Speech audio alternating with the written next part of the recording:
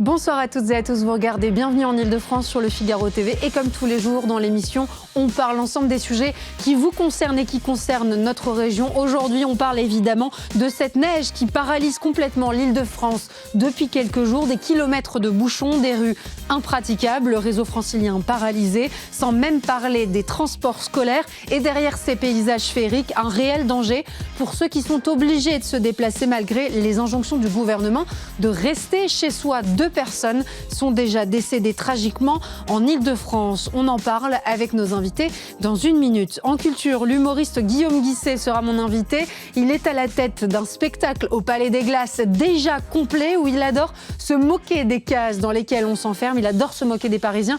Vous allez voir, c'est assez génial. De l'art de vivre enfin avec une plumassière d'exception qui nous partage sa passion et sa créativité en fin d'émission. C'est parti.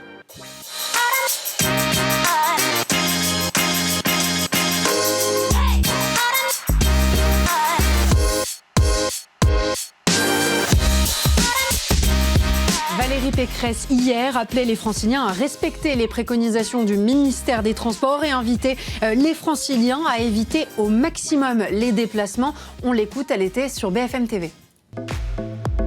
Effectivement, il va y avoir un nouvel épisode neigeux cette nuit et le conseil qui est donné par l'État et que je demande de suivre, c'est de ne pas se déplacer demain matin si on peut l'éviter, d'essayer de télétravailler au maximum parce que nous avons eu évidemment des gros soucis sur la route depuis aujourd'hui, des accidents tragiques qui ont endeuillé la région et donc il faut absolument mieux reculer ces déplacements, les reporter si on peut le faire. Une situation qui s'est dégradée et qui est rapidement devenue ingérable avec plus de 950 km de bouchons à l'heure de pointe ce matin et des situations accidentogènes très dangereuses. On va en parler avec nos invités autour de la table. Céline Malézé, merci beaucoup d'être présente sur le plateau. Vous êtes présidente du groupe Gauche communiste, écologiste et citoyenne, accompagnée en plateau de Grégory Decoster. Vous êtes responsable territorial pour Mobiliance Île-de-France. Un troisième invité nous rejoindra dans 1 minute. Je le présenterai à cette occasion. C'est vrai qu'on a l'impression, depuis quelques jours, que quelques centimètres de neige sont en train de complètement paralyser Paris et l'Île-de-France. Alors, 2 questions. Est-ce qu'on est mal préparé ou est-ce que finalement, ce sont des phénomènes qu'on ne peut gérer ou en tout cas qu'on ne peut gérer comme on le souhaiterait ? Déjà, ce sont des phénomènes qui sont très exceptionnels, de plus en plus exceptionnels avec le dérèglement climatique, qui sont exceptionnels à la fois dans l'intensité, mais aussi dans la durée en réalité, parce que c'est des durées de plus en plus courtes dorénavant. La dernière vague de froid de ce type-là, c'était 2018, on est en 2026, donc on voit bien quand même qu'il y a plusieurs années d'écart.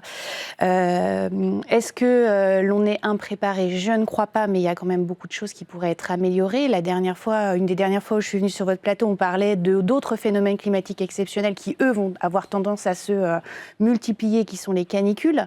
Donc, il faudrait voir aussi les leviers qui sont possibles et également la manière dont les autorités publiques et les acteurs privés aussi peuvent s'emparer de ces situations exceptionnelles pour à la fois assurer la sécurité des personnes, notamment dans les questions de déplacement, ce qui va beaucoup nous préoccuper, mais aussi faire en sorte aussi d'accélérer la résilience de la société de façon plus globale. C'est vrai qu'avec ces dérèglements climatiques à répétition et qui ne cessent de s'accentuer et de s'aggraver, on se rend bien compte qu'on va être face à ces phénomènes de plus en plus régulièrement. Grégory Decoster, en fait, on doit trouver un nouveau mode opératoire pour répondre, comme le disait tout à l'heure Céline Malézé, par exemple à ces phénomènes caniculaires, bien là sur ces moments de grand froid qui sont en effet sur des périodes assez courtes, puisque là, on est difficilement mais doucement en train d'en sortir. Alors, effectivement, on est tellement sur un phénomène exceptionnel qu'on a aussi alors, on ne veut pas dire que c'est une impréparation, mais on n'a pas un sentiment d'urgence chez les automobilistes. Je prends l'exemple, effectivement, sur les pneus neige. Combien de Franciliens aujourd'hui considèrent indispensable de rouler en pneus neige ou d'avoir des pneus toute saison qui sont des pneus un peu particuliers, un peu plus coûteux. Donc, on ne fait pas partie des régions qui sont directement concernées. Voilà, alors que pour autant, on peut rouler en pneus neige en dessous de 7 degrés sans pour autant qu'il y ait de la neige. Mais sincèrement, moi j'ai un véhicule, il n'est pas équipé de pneus neige pour une hypothétique journée de neige dans l'année. Donc on n'encourage pas non plus techniquement et financièrement les gens à s'équiper. Investissements. Tout à fait. Donc on est sous-équipé, les investissements ne sont pas tout à fait au rendez-vous et au niveau de ce qu'on connaît sur ces grandes vagues de froid. On va vous présenter évidemment, vous nous avez rejoint, Athanas Pétrifant, merci beaucoup. Vous êtes créateur de la Fête des voisins et de l'heure civique. Vous travaillez directement en tant que volontaire avec les mairies, notamment la mairie du 17e arrondissement, pour vous substituer à ce qui ne peut être mené par l'action publique, au manquement globalement de nos mairies. Alors, pas pour se substituer, mais c'est en complément en réalité. On voit bien, quand il y a des phénomènes exceptionnels, on ne va pas recruter 10 000 balayeurs ou agents uniquement pour cette période-là. Et donc l'idée de se dire, comment en complément de ce que font les institutions, les services de nettoyage de la ville de Paris, des citoyens peuvent aussi s'engager. Et si on profitait en fait de ces périodes un peu exceptionnelles pour mobiliser la générosité des gens, parce qu'on se rend compte que dès qu'on demande aux gens s'ils ont envie d'aider, moi, je suis émerveillé par les gisements de générosité. Vous avez beaucoup de volontaires ? On avait 100 volontaires hier soir. On a fait un SMS à 15h30. À 18h, on était une centaine dans le 17e. Et on voit bien, c'est le principe de l'heure civique. L'idée, c'est de se dire comment chaque citoyen peut donner 1 heure par mois. On peut tous faire 1 heure par mois pour aider l'intérêt général, sa commune, son département. Et moi, je trouve que c'est une chance qu'il ait neigé, parce que vous auriez vu ces volontaires. C'est une chance qu'il ait neigé. Mais oui, parce qu'en fait, ça permet de mobiliser les gens autour de beaux sujets. On avait ces volontaires. Il y en a qui ont quand même passé des heures dans les bouchons. On note 2 accidents terribles qui ont mené à des décès. C'est une opportunité pour mobiliser la générosité des gens. Et moi, je crois fondamentalement qu'on a un super modèle social dans ce pays, mais qu'en fait, on voit bien que ça ne va pas très bien, et que si les citoyens ne viennent pas aider, si la générosité citoyenne ne vient pas irriguer l'action publique, le modèle va finir par s'effondrer. Si chacun attend que ce soit les autres ou que l'institution fasse les choses. Donc moi je trouve que c'est plutôt sain que ces gens disent on a envie d'aider et pas de se dire est-ce que c'est en substitution ? Non, c'est en complément. Chacun fait son boulot. Ce matin, la ville, la mairie de Paris et la mairie du 17e nous livraient des sacs de 25 kg de sable. Les citoyens étaient avec nos pelles. C'était complémentaire. Chacun fait son boulot. Et le résultat, c'est qu'il y a des gens qui ont pu en fait circuler plus facilement dans le 17e aujourd'hui. Céline Malézé, c'est positif de pouvoir justement s'appuyer aussi pour nos pouvoirs publics sur des initiatives citoyennes, des volontaires qui se décident à mettre la main à la pâte dans ces moments, vous l'avez rappelé, qui sont très courts mais très intenses en termes de gestion de crise. Oui, tout à fait. Il faut une coordination entre l'action publique et puis après l'action bénévole. Et puis sur l'action publique, il faut aussi rappeler que l'idée d'avoir des agents aussi publics qui sont des agents qui peuvent être mobilisés aussi de manière importante. À Paris, ils ont été mobilisés. 84, je crois, % des axes routiers ont été salés. On a eu aussi des saleuses qui ont fait le tour cette nuit. Et donc, évidemment, il y a la question aussi des trottoirs. Il y a la question aussi de la gestion de la voirie. Il y a... Moi, ce que je vois comme conseillère régionale, c'est aussi qu'on a eu des choses qui sont beaucoup mieux passées à Paris que dans les banlieues, notamment aussi sur la question des transports, mais aussi sur le dessalage de la voirie. Par exemple, à Paris, on peut circuler sur les grands axes de manière assez facile. J'ai eu des retours, par exemple, dans des villes de banlieue comme Champigny, où le maire, parce qu'on est dans une période municipale aussi, donc chaque candidat à sa réélection va jouer sur des images, a utilisé des images de l'an passé pour montrer qu'il était en train de saler. Ça, c'est pas possible non plus. Voilà, donc il faut une coordination en dehors de ces logiques politiques. Exactement. Il faut une coordination qui soit pour l'intérêt général entre la puissance publique. Et pour ça, il faut des agents publics. Donc, tous ceux aussi en période municipale qui vont nous expliquer qu'il faut supprimer des postes d'agents publics, ça veut dire que ça aura aussi des conséquences sur le long terme. Est-ce qu'on ne peut pas mieux gérer justement ces postes et ce volume d'effectifs présents ? Sûrement, sauf que à force de rabougrir, par exemple à la région Île-de-France, qui est gérée par la droite régionale, sur les 10 dernières années, c'est 550 agents en moins. Des économies qui ont permis à la région de conserver un budget stable. Ce qui n'est pas le cas, par exemple, à Paris. Pas du tout, parce qu'en fait, le budget n'est pas stable. Il y a des coupes, en fait, budgétaires, et donc qui vont réduire surtout la qualité du service public et surtout on se rend compte pendant la des voilure du service public. Et on en a besoin.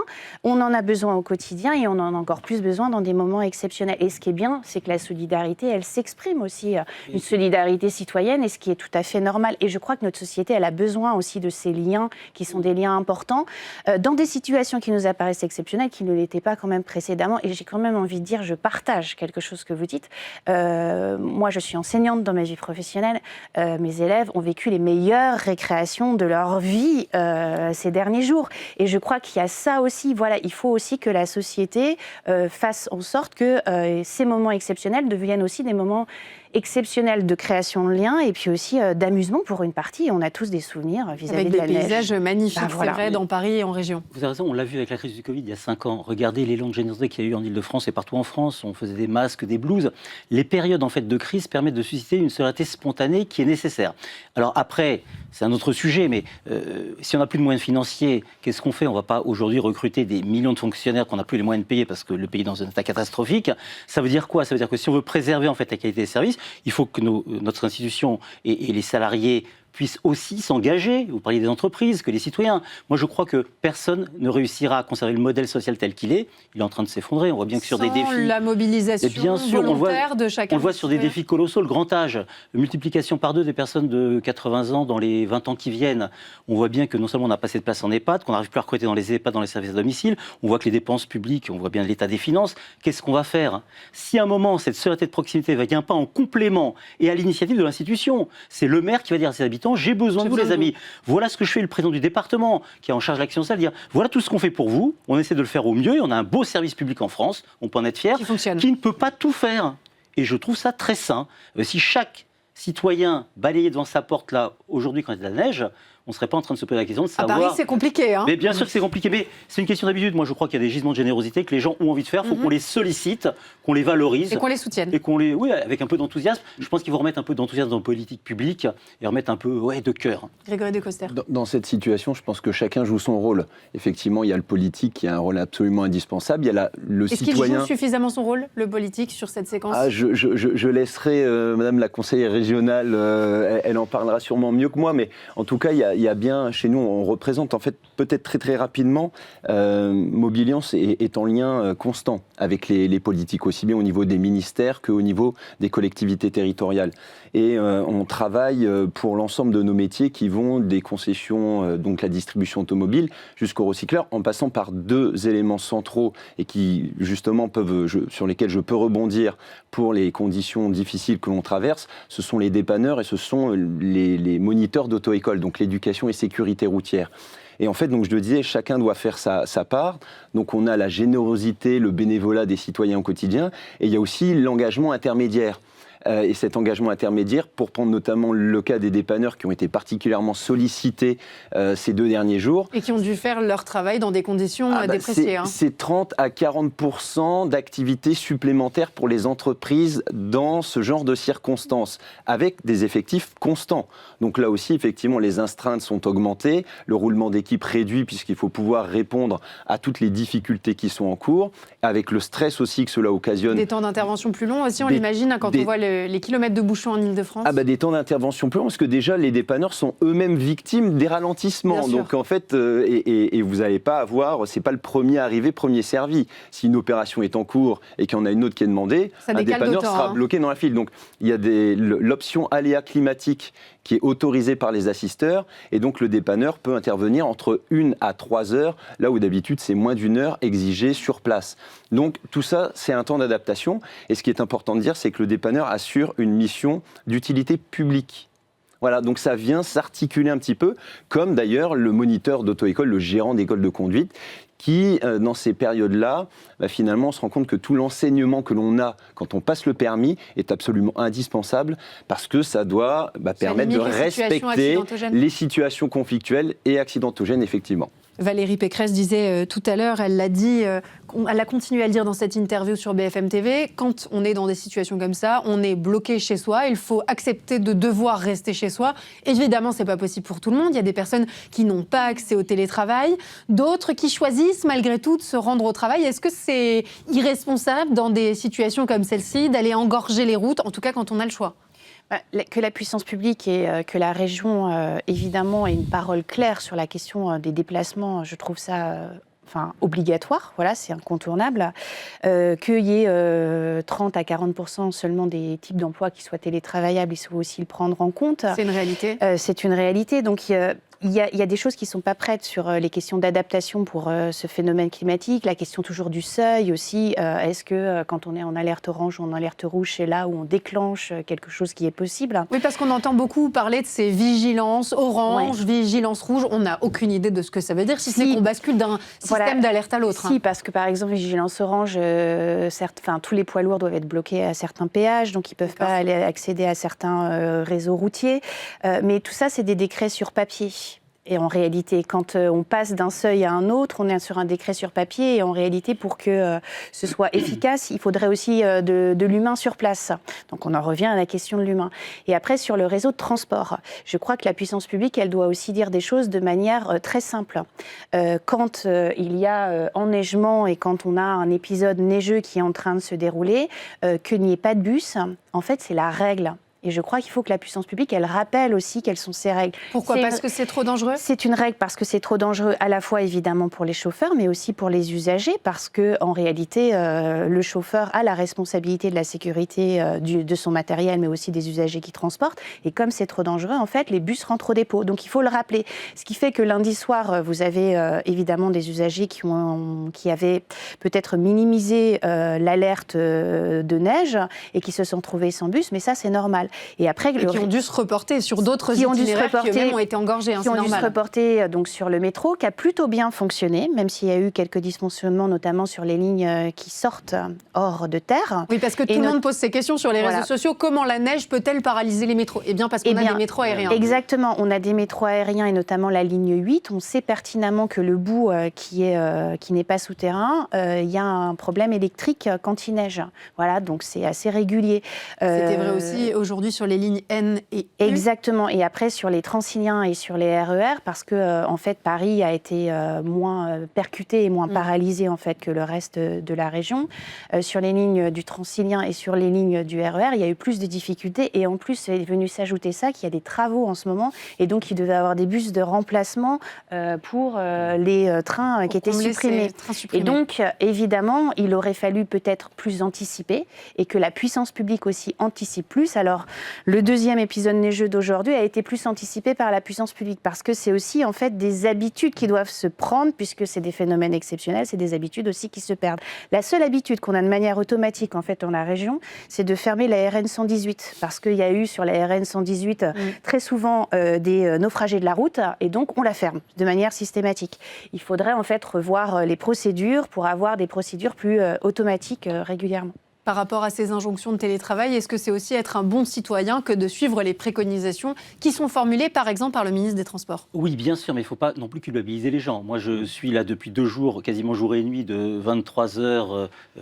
On arrête à 23h, on reprend à 7h du matin. J'ai vu beaucoup moins de monde dans les rues. Il faut être très clair, beaucoup moins de circulation. Donc les gens sont plutôt responsables. Puis il y a des gens qui ne peuvent pas faire autrement. Et puis, en fait, en réalité, si on acceptait que 3 jours par an, tous les 3 ans, mais la réalité, elle est là. On puisse être perturbé, ben oui, on n'aura pas notre vie quotidienne, notre confort quotidien, plutôt que de vouloir imaginer que la puissance publique peut tout faire. C'est quoi ça ? C'est une forme de bon sens alors ? Et oui, parce qu'en réalité, on pourrait se dire, allez, et on le voyait bien dans la rue, on discutait avec les gens, vous faites quoi ? On nettoie. Ah bah ouais, mais la mairie, elle fait quoi ? Mais la mairie ne peut pas tout faire, la région ne peut pas tout faire. La mairie de Paris qui a d'ailleurs annoncé à l'occasion d'une conférence de presse cet après-midi avoir déployé 1000 agents sur le terrain, dont 30 saleuses pour traiter les 700 km de route qu'il restait à traiter. Et on ne peut pas tout faire, donc on peut accepter qu'à un moment, on va être un peu perturbé dans notre environnement, 3 jours par an, tous les 3 ans, sans être obligé de construire des usines à gaz, de faire de nouvelles lois, des réglementations, et qui en réalité ne servent pas à grand-chose. C'est d'un flegme très britannique. Non, mais et la réalité, quand on est sur le terrain, c'est ce qu'on voit. Voilà, je voyais des mamans qui allaient à l'école, c'était un peu encombré, c'était compliqué avec les poussettes. On essayait de les dégager. Il faut le dire. On discutait, oui. Et ça crée des élans de solidarité. Mais oui, parce qu'en fait, finalement, soit on prend les choses du bon côté, soit on les prend du mauvais côté. Et j'ai vu des automobilistes qui auraient pu commencer à s'engueuler, des piétons, machin. Puis finalement, on discute un petit peu. Et puis finalement, ça crée du lien. Moi, je vois ce côté vraiment très positif. Et je crois que c'est le fond du sujet. Je pense qu'on ne pourra pas, dans ce pays, dans cette région, continuer sur le modèle qu'on a depuis 40 ans, où ça allait plutôt bien, où il y avait des budgets conséquents. On voit que il suffit de regarder l'actualité, c'est un peu le souk partout. Comment on consolide le modèle ? Et le seul moyen de me l'aider, ben oui, on s'adapte. Parce que finalement, ben oui, on a tous eu un peu froid, on a tous un peu marché, on a fait attention. Alors, Bon, les ceux personnes dont c'est âgées. le métier, on parlait tout à l'heure des dépanneurs et par exemple des auto-écoles, vous les avez mentionnés Oui. tout à l'heure, je pense aussi à tous les camions de livraison qui ont eu bien du mal à approvisionner les supermarchés dans Paris, ça donne pas mal de rayons vides. C'est pas la fin du monde, c'est vrai, mais ceux pour qui c'est le métier, c'est pas drôle. C'est la vie. La vie continue, j'ai envie de dire. Les entreprises sensibilisent. Je pense qu'elles font leur part sur ce sujet-là.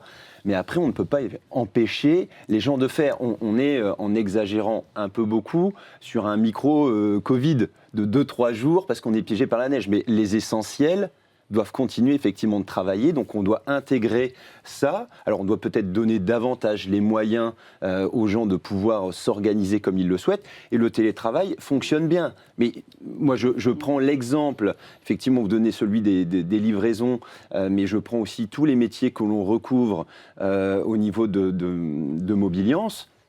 Si vous n'allez pas autoriser à votre mécano de rester chez lui pendant 5 jours parce qu'il y a 5 jours de neige. Enfin, comment l'entreprise peut continuer de tourner pendant ce moment-là?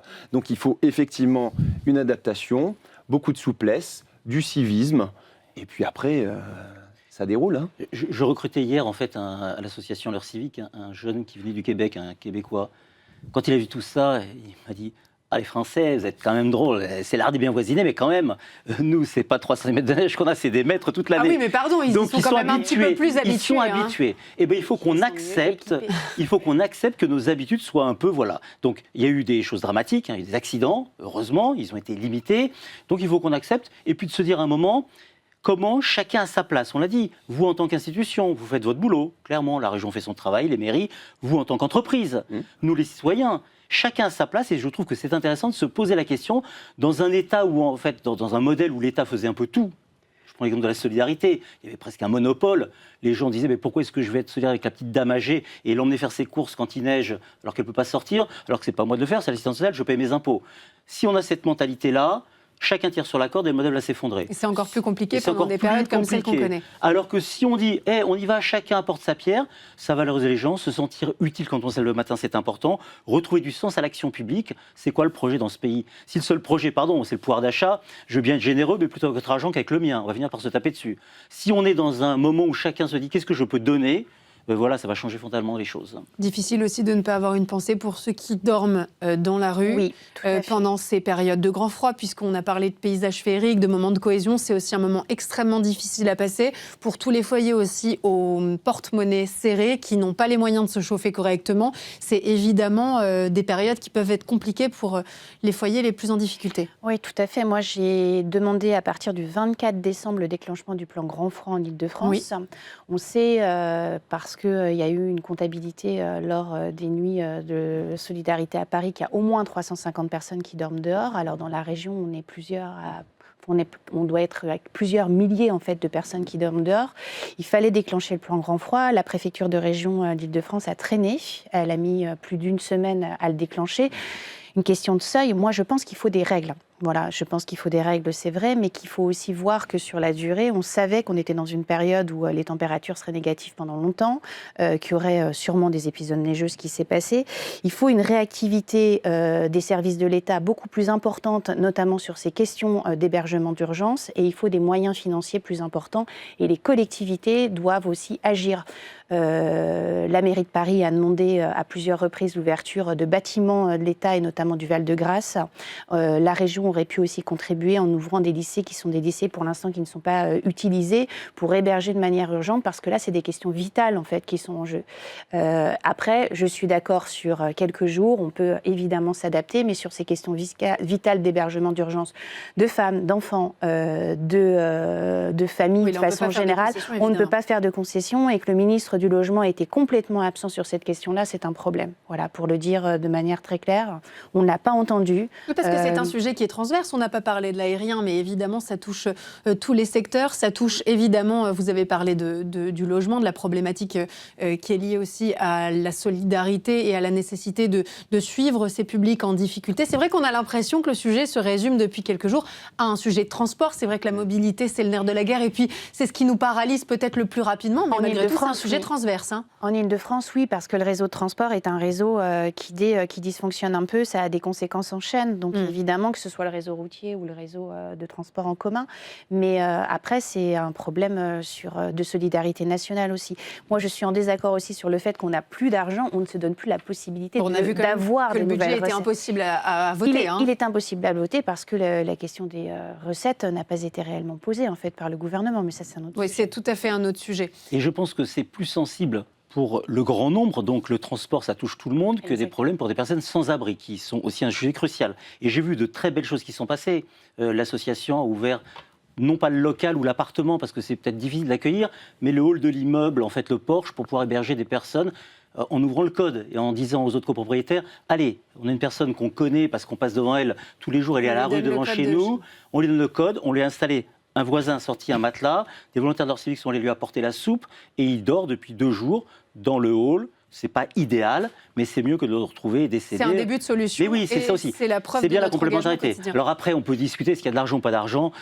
Quand on voit l'état de ce pays, 3 500 milliards de dettes, on se dit qu'il y a quand même un petit problème quelque part. Donc il va bien falloir qu'on trouve des solutions. 11 milliards d'aides aux entreprises aussi sans contrepartie, vous voyez. Donc, pour ceux que je vous ne veux pas représentez, polémiquer, on est là pour essayer de trouver des j'aimerais solutions. qu'on donne la parole à Grégory Decoster sur ce qu'on pourrait faire pour simplifier le quotidien de ceux que vous représentez. Est-ce qu'il y a des choses qui peuvent être envisagées, des voies réservées, des systèmes d'action prioritaires qui leur permettraient d'être un peu moins impactés par ces périodes de grand froid?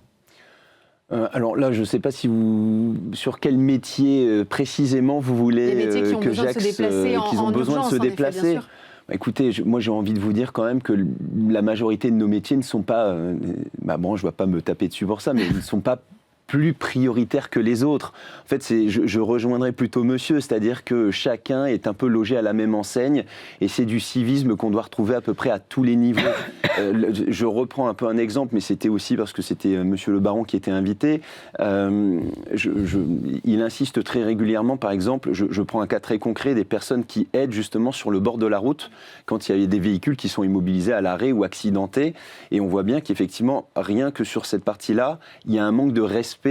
Les gens ne ralentissent pas forcément, ils ne respectent pas le corridor de sécurité qui est de se décaler d'une voie pour justement assurer la sécurité des personnes qui interviennent. Donc en fait, c'est absolument à tous les niveaux que cela doit se faire. C'est au plus petit niveau de conscience, c'est la conscience de l'autre. Donc après, sur l'ensemble de nos métiers, on axe effectivement aussi sur l'autopartage, sur le covoiturage pour minimiser, réduire la circulation. On représente également les métiers du 2 roues et du cyclisme. Donc on encourage véritablement à toutes les mobilités pour éviter d'assister aux 1000 km de bouchons. Donc nos entreprises font leur part, on accompagne la modernité, on accompagne l'évolution des transports, mais on n'est pas prioritaire en cela par rapport à un infirmier. Exactement. On pense aussi aux métiers liés aux urgences médicales qui sont évidemment impactés par Vous avez tout à fait raison. Au-delà de la période de neige, c'est un sujet plus général, c'est comment on est attentif à l'autre en fait. Il y a deux manières de vivre sa ville ou sa région. Soit on pense à soi et on se dit comment je fais pour me débrouiller au mieux, soit on a un regard attentif sur l'autre, c'est le civisme. Et vous êtes enseignante, je crois, c'est ça. On a lancé l'heure civique collégienne, lycéenne. C'est dès le plus jeune âge qu'il faut éduquer nos jeunes qui sont généreux. Notre jeunesse, elle est généreuse, bien évidemment. Elle vit pas la générosité de la même manière que les aînés. C'est clair. Comment est-ce qu'on les éduque à ça? Parce qu'en fait, en réalité, c'est une question d'éducation. Quand on prend soin de l'autre et qu'on est attentif à ce que fait l'autre, ça se passe beaucoup mieux. Céline Malaisé, le mot de la fin, et j'aimerais qu'on informe les Parisiens et les Franciliens qui nous écoutent sur les bonnes pratiques à avoir, même si le phénomène se tasse un peu. On décale ses horaires de départ si on n'a pas le choix, on évite la voiture à tout prix. Quelques bonnes idées et recommandations utiles. On mise sur les transports en commun, comme au quotidien en réalité, et en fait il faut aussi une information voyageur qui soit efficace.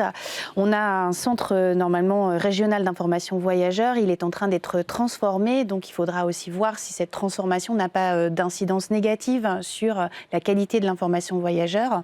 Et puis surtout, il faut apprendre à vivre avec ces risques climatiques qui sont exceptionnels, et donc faire preuve de résilience. Mais ça, c'est un chantier quand même qui est assez global dans la société. Merci beaucoup à tous les trois d'avoir participé à cette discussion. Et on passe tout de suite à l'entretien culture.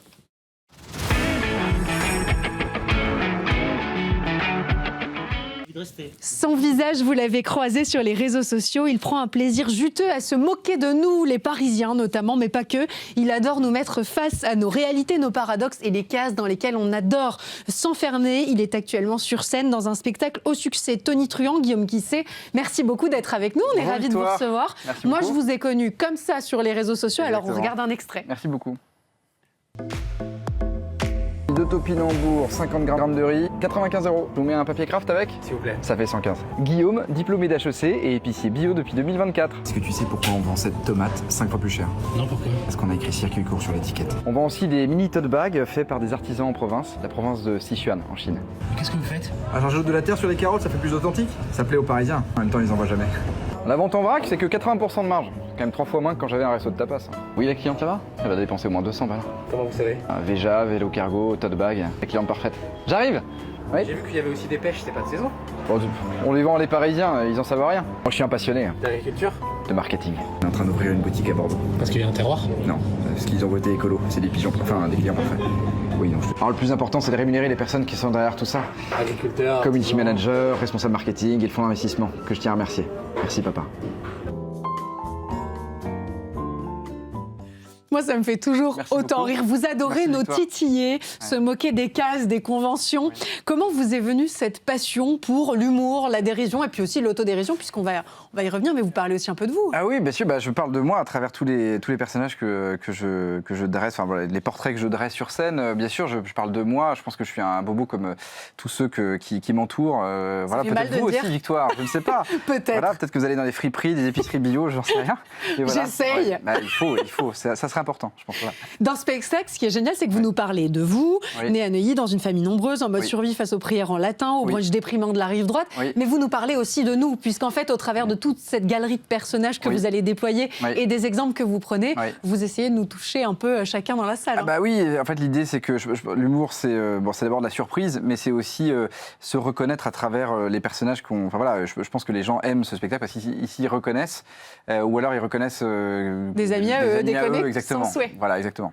Donc a priori c'est pour ça que ça marche. Ce qu'on se dit quand on vous regarde, c'est pas facile la vie. Hein. Ah non, c'est pas évident, non, bien sûr. Alors après Paris c'est un terrain d'exploration exceptionnel. Ouais, Il y a- c'est un il y a- sacré terrain de jeu Bah non, oui, pour bien un sûr, humoriste. c'est génial parce qu'en fait, il suffit de se poser à une terrasse de café, observer un peu la réalité autour de soi et se rendre compte qu'il y a tellement d'archétypes passionnants, voilà, tellement de C'est concepts presque un qui travail de arrivent. sociologue non, que vous menez. Je pense à tous ces archétypes que vous allez Alors, creuser, titiller, essayer de oui, je comprendre. suis un peu le Bourdieu de l'humour. Non, plus sérieusement, non, je dirais, oui, un travail d'ethnologue. Sans la grosse tête, bien sûr. Bien, absolument, non, parce qu'il faut laisser à Pierre, voilà, c'est un précaré, la prétention chez lui. Non, plus sérieusement, oui, bien sûr, il y a un travail d'observation, donc forcément, on aime bien, c'est ce que j'ai fait un peu à travers mes couvertures aussi, c'est Tout à fait. d'explorer les arrondissements, enfin les archétypes à travers les arrondissements. Et les clichés. Et bah, bien sûr, c'est les clichés qu'on aime tous parce que encore une fois, on s'y reconnaît. Et puis, je pense que les Parisiens ont cette particularité d'aimer se moquer d'eux-mêmes. Voilà. Donc vous êtes capable, en regardant quelqu'un, Oui. de dire dans quel arrondissement il vit. Alors. On essaye Victoire. Alors, je dirais le 9e. Pour être plus proche Non, de son- j'y travaille, mais je n'y vis pas. Ah, 18e. Non. Ah là là, très. Ah, vous voyez, c'est pas si simple. pas évident. Je suis inclassable. Ah, bah, Je suis peut-être. inclassable. Peut-être que vous faites partie de ceux qui sont inclassables. Pas mal, pas mal. C'est possible. Ça me c'est rassure. possible. Ça me rassure. Mais vous- Pas trop cliché donc. Non, ça va. Honnêtement, ça va. Ça va, ça pourrait Oui. être pire. Franchement, 10 minutes à discuter juste dans un café tous les deux, je pense que Vous je saurais. trouveriez. Ouais. Et donc, comment est-ce que ça fonctionne? Vous allez, vous dites, je me Ouais. pose à une terrasse de café, j'observe Oui, bien sûr. les gens, je les Ouais. regarde fonctionner, évoluer, j'essaie Oui. de comprendre comment les métiers fonctionnent aussi, puisque Oui. des fois on se moque d'un trait de caractère, Oui. mais des fois c'est un vêtement, des fois c'est un métier. Ah, mais bien sûr, en fait, ce qui est intéressant, c'est d'observer les lois. En fait, les lois, ça vient de la répétition. Donc, en fait, quand on voit se répéter, quand on voit 10 personnes porter la même doudoune sans manche Patagonia dans le 18e et aller chez Kos ou aller, voilà, on sait qu'il y a un archétype qui est en train de se dessiner en face de nous. Et ceux qui montent d'ailleurs des business le savent très bien. Et c'est pour ça que vous retrouverez des friperies toujours plutôt rive droite, dans les quartiers type 11e, 10e, même à Montreuil parfois, Aubervilliers. Voilà, et je pense qu'il y a une forme d'entre-soi qui s'organise inconsciemment ou consciemment. Voilà. Cet entre-soi, vous êtes conscient d'en être un produit aussi? Ah mais tout à fait, je suis, tout à fait, je navigue entre... Après moi j'ai quand même... non, oui, bien sûr. Mais vous avez essayé de vous en échapper, d'être en même temps critique, de le regarder avec un regard un petit peu plus pense que distant. C'est obligé quand on est humoriste, non? Je pense qu'il y a du déterminisme social, du déterminisme de comportement. Moi, encore une fois, je suis né à Neuilly, j'ai grandi à Neuilly-sur-Seine. Donc, je connais bien cet environnement de familles en plus nombreuses. Mais je pense quand même essayer de m'en affranchir. Mais je crois qu'en fait, on essaie tous de s'échapper de ses origines, ou en tout cas voilà. Mais je pense que c'est le fatum, c'est notre destin que d'être toujours renvoyé à là d'où on vient, et c'est en même temps absolument passionnant parce qu'on essaie de s'en extraire et en fait on nous y renvoie, et donc comment on fait pour s'extraire de ça, c'est un peu ça le spectacle. Voilà. Dans votre spectacle, vous dites le plus intéressant à Neuilly, ce sont les pigeons. Globalement, ils sont heureux et grassouillés comme Gérard Larcher. Exactement, c'est Gérard Larcher avec des petites ailes. Oui, bien sûr, absolument. Alors que Porte de la Chapelle, le pigeon est forcément borgne et amputé d'un membre. C'est ça, et en fait on a un petit peu le physique des pigeons qu'on côtoie. Non, plus sérieusement, voilà, mais Gérard Larcher, ça me dégoûte. C'est Gérard Larcher qu'on embrasse très fort, voilà. Évidemment. Bien sûr. Vous commencez ce spectacle en faisant ce que vous faites le mieux, nous tourner en ridicule, le public du 11e arrondissement, propre, poli, à l'heure, rive gauche, rive droite, ça se vérifie toujours, ces clichés? Assez invariablement. Droite-gauche, c'est aussi des clivages qui marchent? En fait, oui, ça marche assez bien. Ce qui est, en fait, la rive droite, le 16e est rive droite, ce qui est un peu paradoxal. Et en fait, c'est marrant parce que je dirais le découpage territorial. Changer ce découpage. Alors, clairement, on a envie de mettre le 16e rive gauche. Parce qu'en fait, il a la culture de la rive gauche, comme le 6e, le 7e, etc. Et pourtant, il est rive droite. Là, on va retrouver le 10e, le 11e, etc. Donc, ça n'a pas beaucoup de sens. Ce découpage territorial a été fait manifestement par quelqu'un qui maîtrisait mal sa géographie. Mais est-ce que vous avez proposé une carte bis de Paris avec un nouveau découpage? Ça pourrait. Alors c'est tout à fait intéressant. Victoire, vous me donnez des idées. Une bonne idée. Oui, excellente. Moi, j'aime beaucoup la satire aussi que vous tirez des métiers. Je trouve que c'est quelque chose qui est assez intéressant. On peut reconnaître une assistante de direction à des kilomètres. Vous le faites parfois dans le public. Moi, ce que je trouve assez génial, c'est de se dire qu'en voyant quelqu'un agir, évoluer, je crois que j'aime bien cette dimension sociologique aussi dans ce que vous mettez en place dans cette dimension comique, c'est de se dire ouais, c'est vrai. Enfin, c'est vrai qu'on s'est tous fait la réflexion, parfois de rencontrer quelqu'un, d'échanger quelques mots avec et se dire oh, j'aurais pu deviner qu'elle était avocate. Bien sûr, tout à fait. En fait, les avocats se ressemblent. Moi-même, j'ai travaillé. Alors, il y a aussi ce sujet, c'est que moi, j'ai travaillé dans plein d'environnements différents. Je travaillais en cabinet d'avocat. Vous gagnez mieux votre vie avant? Je gagnais beaucoup mieux ma vie avant. Je crois que je dis que quand j'ai rencontré mon beau-père, je gagnais 3 fois plus qu'aujourd'hui. C'était il y a 15 ans et j'étais stagiaire. Il doit être dégoûté. Il doit être dégoûté.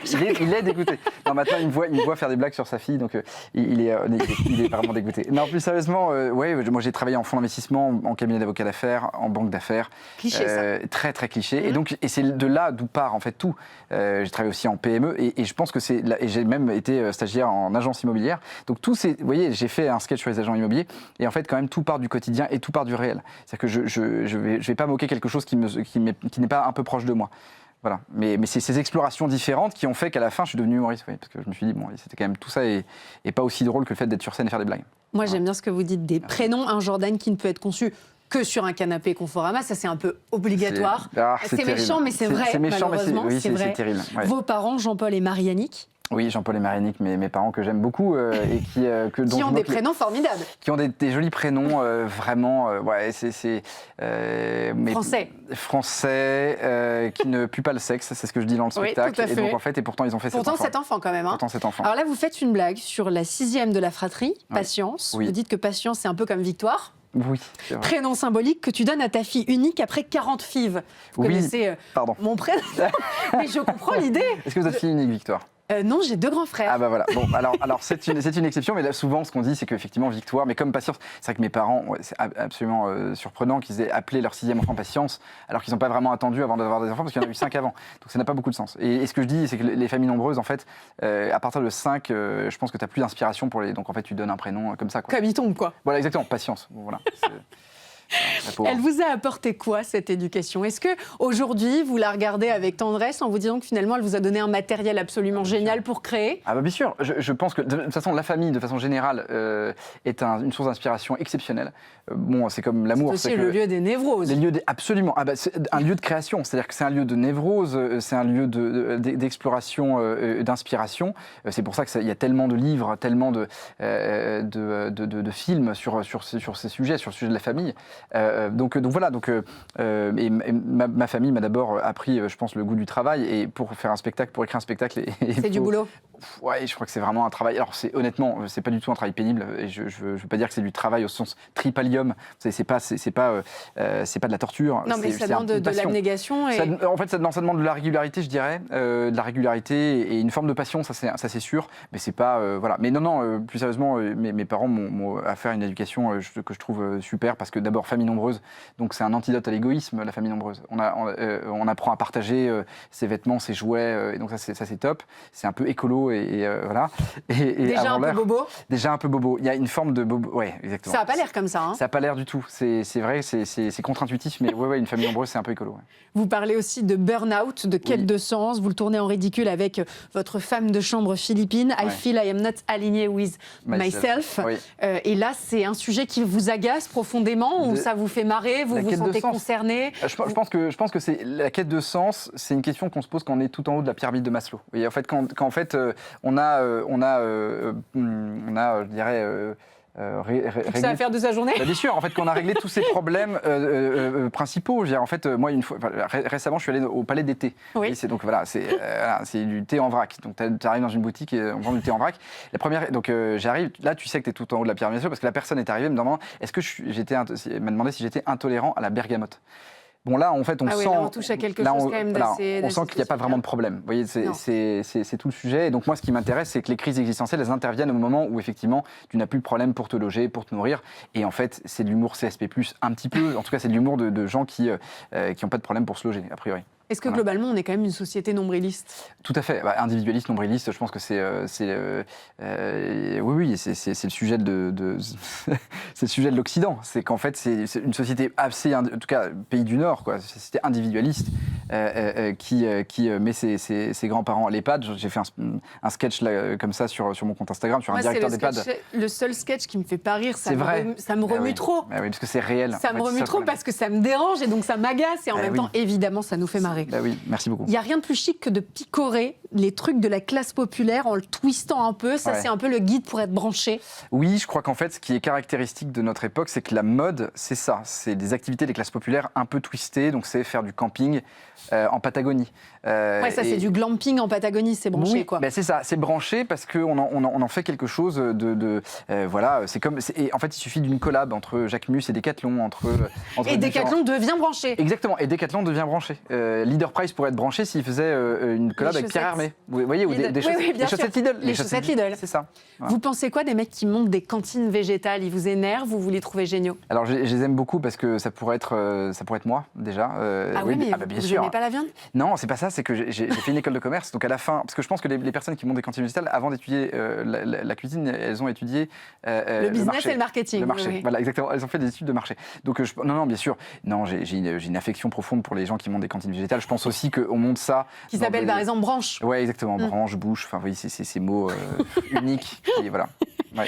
Est-ce que vous pensez que les étrangers nous voient vraiment comme vous nous décrivez? S'amusent et nous voient agir? Oui, je pense que d'abord, qui est étranger par rapport à un Parisien, un provincial? Donc je pense que la province se moque beaucoup. C'est désagréable. Non, voilà, la province se moque beaucoup de nous par rapport à ça, et je pense que de façon générale, alors il ne faut pas dire province, il faut dire région. Ma productrice ne serait pas du tout contente si je dis province. Ouais, c'est plus chic. Et voilà, c'est plus chic, c'est plus élégant. Non, mais plus sérieusement, je pense que dans les étrangers, pour avoir cette vision-là, il faut quand même être, je pense, français.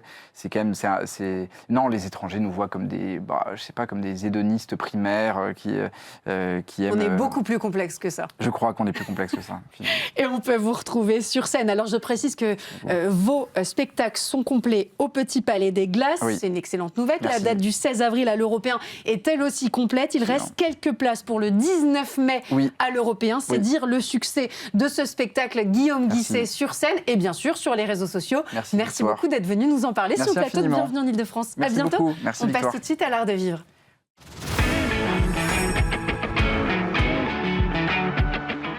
À Paris, certains ateliers font revivre des savoir-faire ancestraux et nous permettent de faire perdurer un art de vivre que l'on chérit. C'est le cas de l'atelier de plumasserie d'exception Janaïna Mileiro, dont on parle avec la créatrice éponyme. On est ravis de vous recevoir sur le plateau pour nous parler de votre savoir-faire et surtout de votre passion, de cet art que vous créez à votre manière. Comment est-ce que vous êtes tombée dans les plumes ? Bonjour. Moi aussi je suis ravie d'être ici pour vous parler de mon métier. Comment je suis tombée dans les plumes? Moi j'ai appris à créer des tissus Donc j'ai appris à créer des broderies, des tissages à Paris, dans des écoles de design, vraiment à appliquer.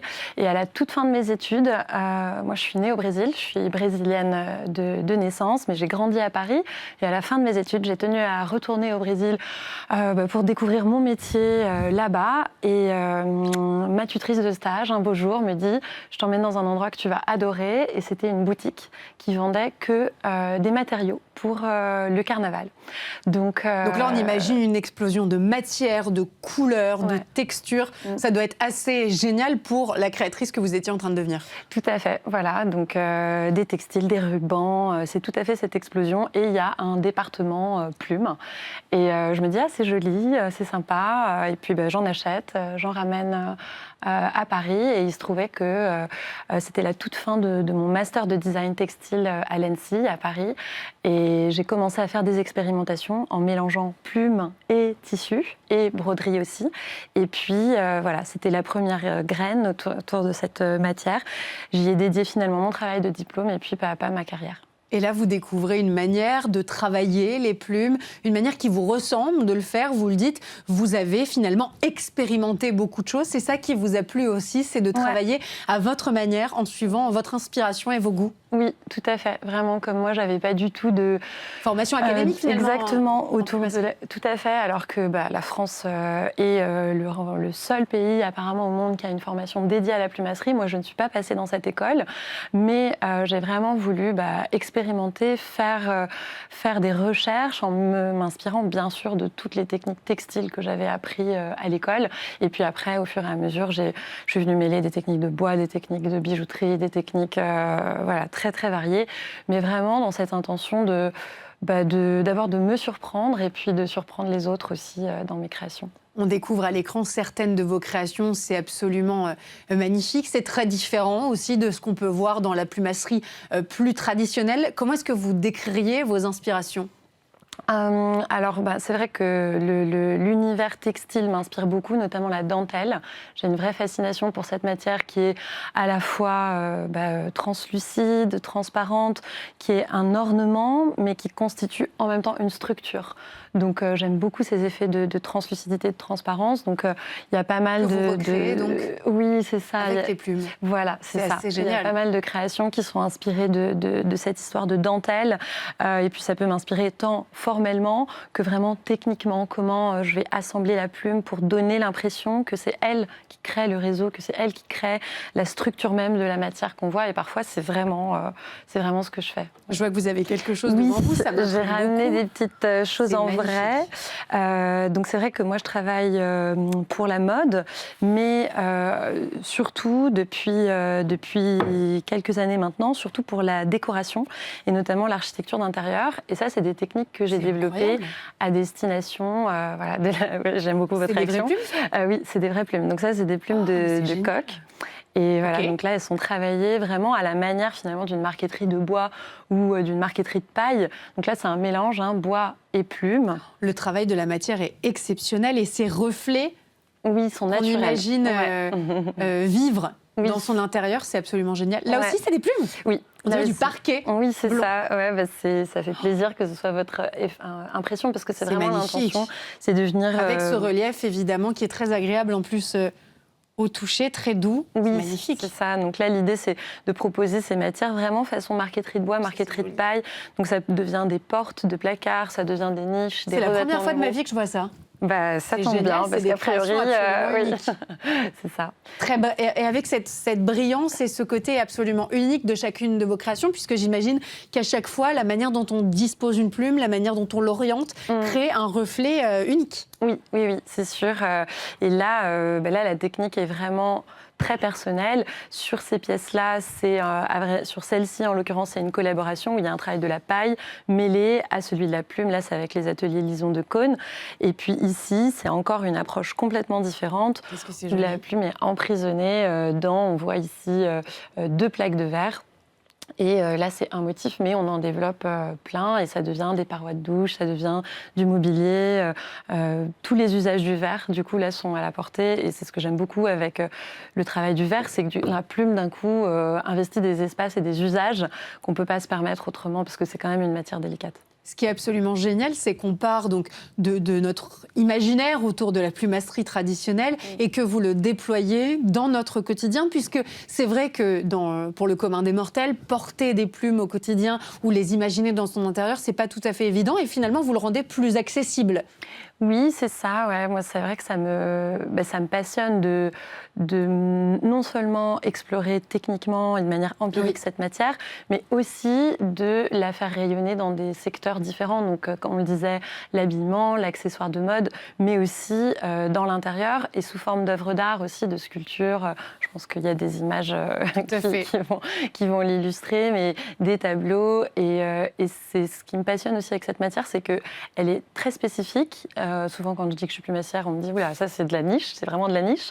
Mais finalement, on arrive à la faire à rayonner dans plein de secteurs et dans plein d'usages différents. Donc, c'est très riche pour les créateurs. Vous parliez tout à l'heure du secteur de l'habillement et des marques de luxe. Oui. Comment est-ce que ça fonctionne? C'est des commandes qu'on vous fait? On vient vous voir avec des projets et ensuite on vous laisse travailler autour d'un projet? Alors, pour la mode spécifiquement, je n'ai pas ramené aujourd'hui d'échantillons dédiés à la mode, mais on va vraiment partir de mes échantillons. Comme en fait, j'ai mes propres propositions techniques. Les maisons viennent à l'atelier qui se trouve à Paris, dans le Marais. On regarde mes archives, c'est-à-dire mes créations qui sont sous format de petites planches comme ça.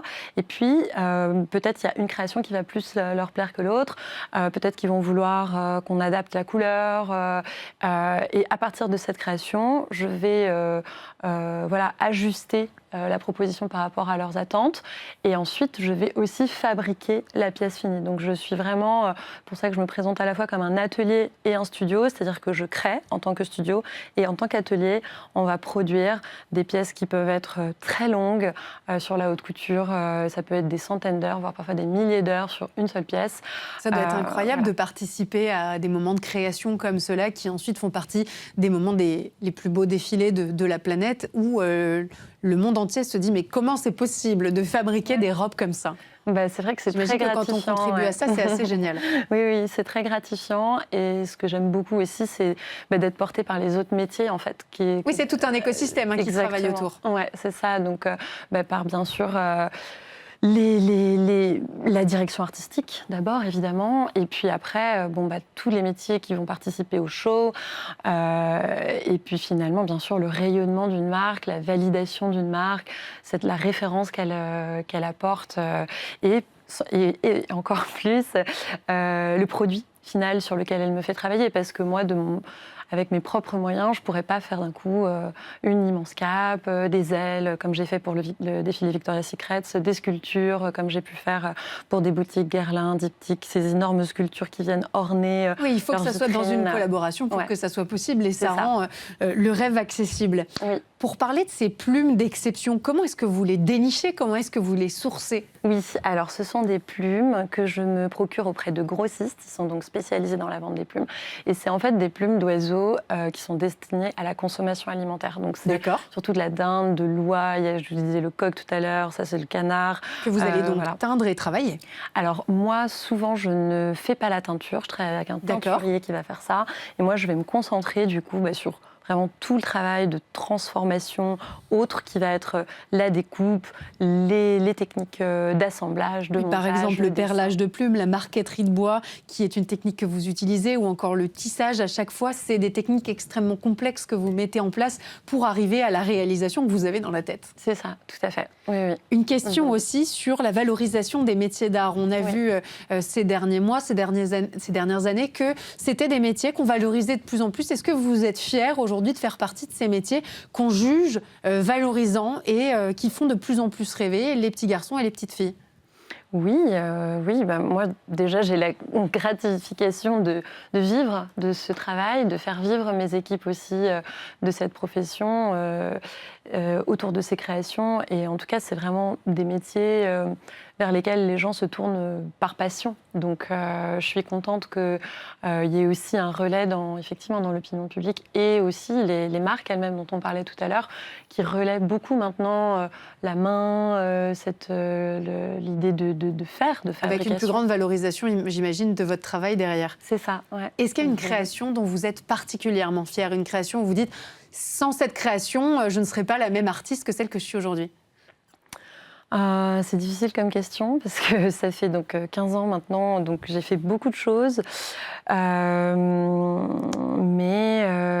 c'est vrai que j'étais peut-être que je peux parler du coup de vraiment des créations du tout début de ma carrière qui à l'école, tout lancé, le travail de tissage de plumes, voilà, c'est ça, les broderies de plumes, c'est vraiment ce qui, moi, j'anticipais pas du tout une spécialisation autour de cette matière. Et vous vous êtes découverte une vraie passion et un talent absolument dingue. On le voit ici en plateau avec ces créations donc pour la maison et on l'a vu beaucoup en images aussi pendant qu'on discutait pour la mode et l'accessoire. Merci beaucoup, Janaïna Milero, d'être venue nous parler de vos créations, de votre passion et de cet atelier, vous l'avez dit, en plein cœur du Marais, dans Paris. Moi, j'aurai le plaisir de vous retrouver dès demain dans Bienvenue en Ile-de-France. Et en attendant, je vous souhaite une excellente soirée sur le Figaro TV. À demain.